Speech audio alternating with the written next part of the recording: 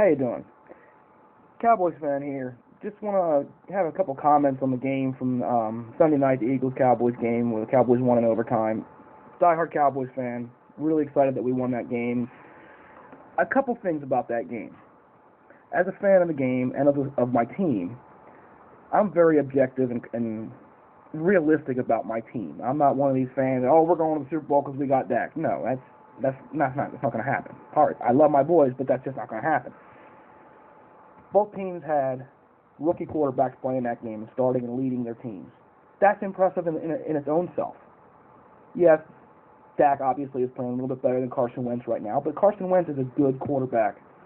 I see a lot of Eagles fans jumping all over their coaching staff, and yeah, there were some coaching mistakes, I think, for Philadelphia late in the game, defensively and offensively, both sides. But that's not what's really going on. A lot of the posts that I'm seeing out here are, oh, the penalties, the referees were on, helping Dallas out. I've got the official stats and numbers right here, as you guys can see. Okay, it's an official from the ESPN zone. Okay, penalties per team. Philadelphia had 5 penalties for 40 yards.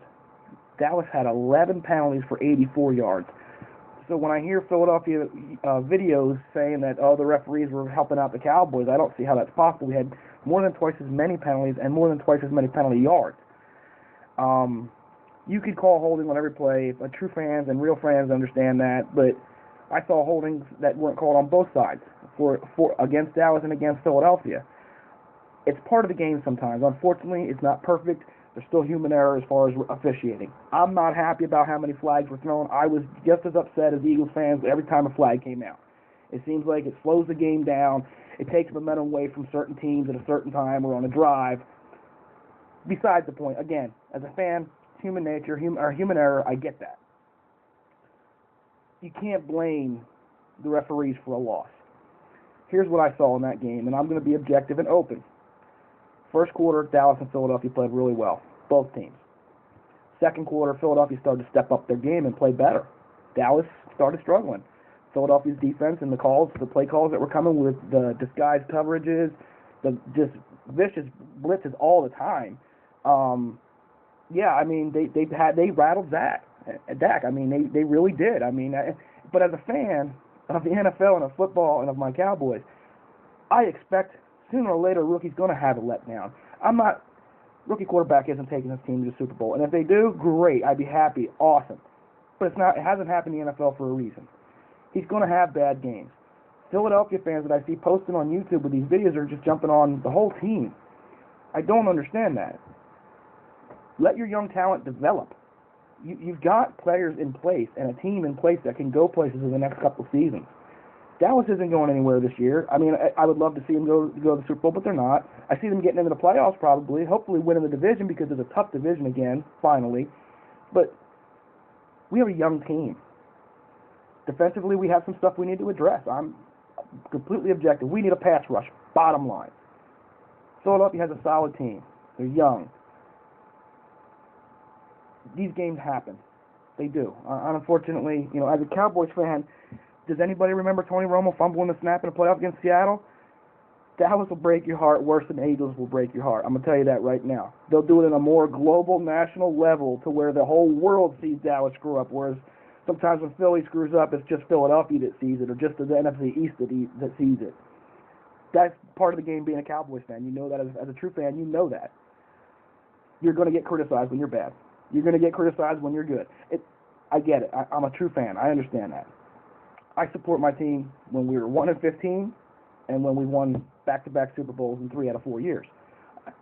Either way, I still love my team. I don't understand how some of the Eagles fans that I see posting on here can jump all over their team. I hate my team. No, you guys are young. Give them a chance to develop. Carson Wentz went number 2 in the draft for a reason. Believe me, I didn't see Dak Prescott coming out of the shadows in the 4th round doing what he's doing right now. That nobody saw Tom Brady doing that. So it's not like you don't have good players. You got to give it a chance. Dallas is a little bit further ahead in that development stage right now because we spent 4 years drafting offensive linemen. It's obvious we have the best offensive line in football. Nobody will argue with that fact. No true fan will. We have a good quarterback. in Dak Prescott. We have another good quarterback in Tony Romo. Yes, he's old and he's injury prone. I get that. But there's a reason we got the best offensive line for that reason. Ezekiel Elliott, stud. I mean, every week he impresses me. Now, he had a lackluster game in his numbers against the other games he's played this year, where he didn't get 100 yards. He got 96 yards, I believe, rushing. But he also caught passes and blocked. Besides the point, Philadelphia, Cowboys shoot themselves in the foot with penalties.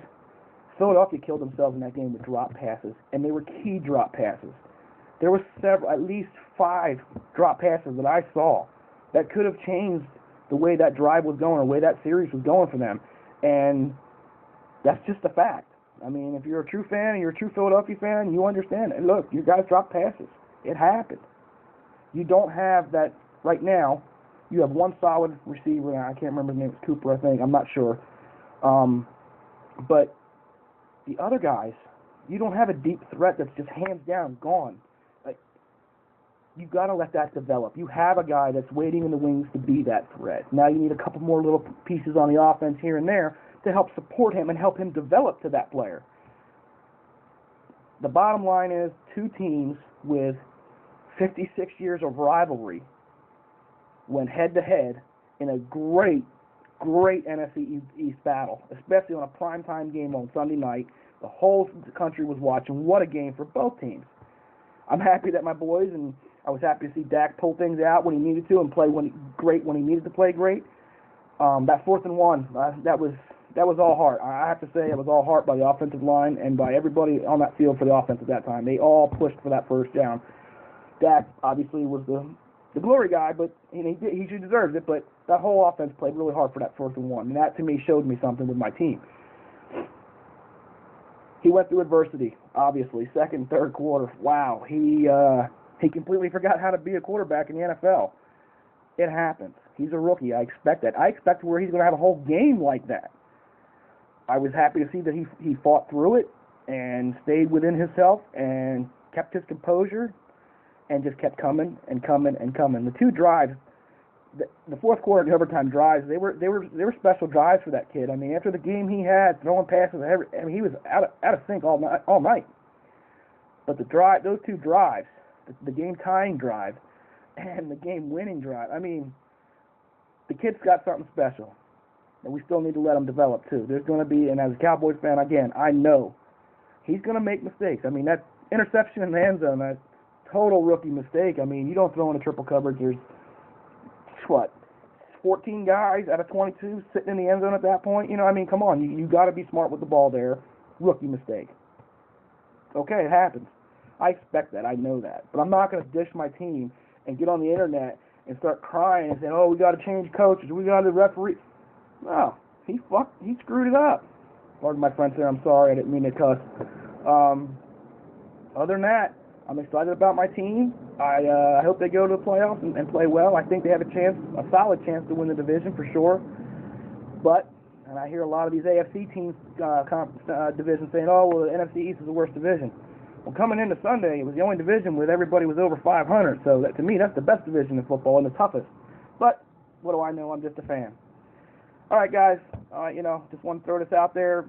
Billy, you guys played a great game. You really did. I hate to admit it, but you did. And you played a great game, and you almost beat us at home, and that would have been a huge win for you. Unfortunately, it didn't work out for you guys, but it worked out great for me and my boys. But, Billy, come on, man. Stop blaming everybody else. You guys have to take responsibility for the actions that you made. I mean, 3rd and long, and you're throwing a flat pass behind the line of scrimmage late in the game with a one possession lead.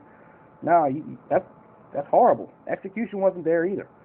So, yeah, I'm happy about the win. It was a great game. One of the best Cowboys-Eagles games I've ever watched, and I'm 42 years old. So, it really was a great game to watch.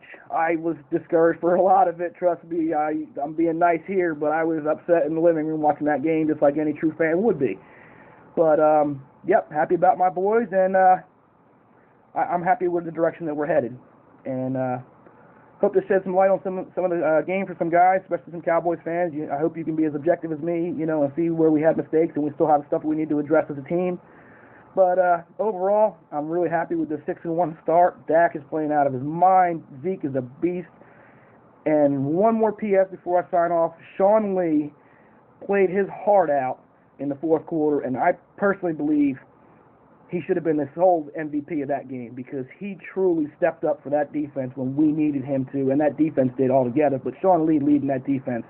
Hey, Sean, man, really proud of you, man. Go Penn State. Go Cowboys, Sean. All right, guys. How about them Cowboys?